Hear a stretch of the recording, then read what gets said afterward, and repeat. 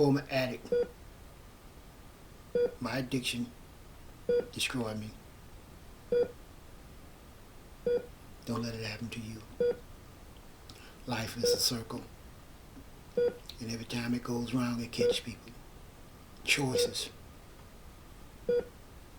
That's what life's about, choices.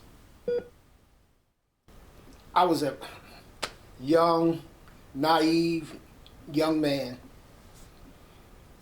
Was an athlete at the age of 17, going on 18. And I was exposed to all different types of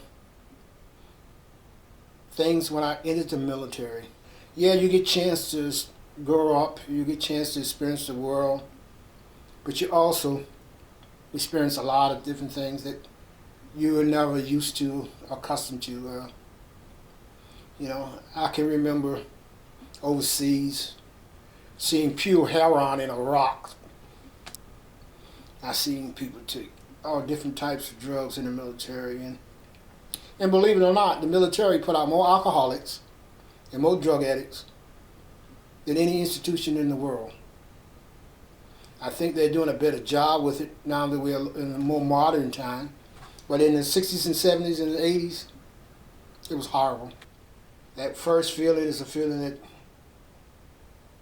just take you to ecstasies. And you'll never get that again. And you just chase, you go after it. And you focus, you're knocking out anything to get in your way. I couldn't see it. I was confused. I was in a twister. I was in like a tornado, just spinning around and around and around and not going anywhere. Drugs, any type of addiction, not only drinking. Smoking will tear you down. Alcohol will tear you down. Get your DUI, you go to jail. Drugs just destroy you. Cigarettes take your lungs out. Yeah, it's about choices. With my addiction and preparing myself to get a transplant, I think about how foolish and stupid I was at the University of North Carolina. I was constantly using cocaine, hoping I would get this transplant, and not really giving it a second thought how serious my life was, and I'm about to die. I just didn't care. The sickness took control of my thinking, and I just didn't care if I died or not. I figured at that time, my stinking thinking, I was worth more dead than alive. Cocaine's supposed to stay in the system 3 days. And they figured, well, if I don't do nothing for 4 days, when I go to the clinic, maybe nothing will show up. And I was a sick person.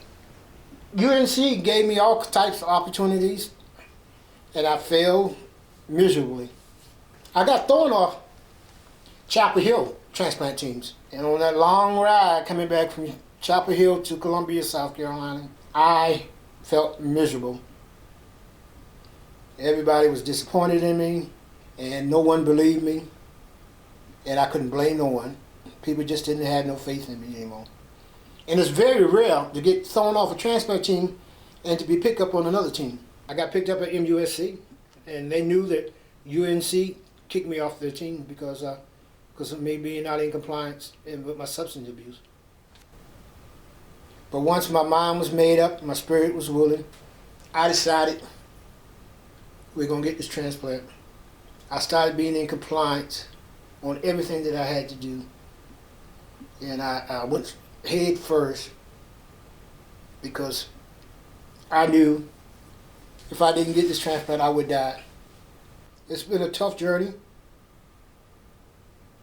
And I think that my life was meant to go through this because this may help someone. I didn't listen. And with me not listening, this is what price I had to pay. And maybe this will help somebody to stay away from drugs. Today, I have 7.5 years sobriety. I am a better father, a better husband, a better person. My name is Jake Williams, Jr., former addict, addicted to tobacco, alcohol, cocaine. This is my story.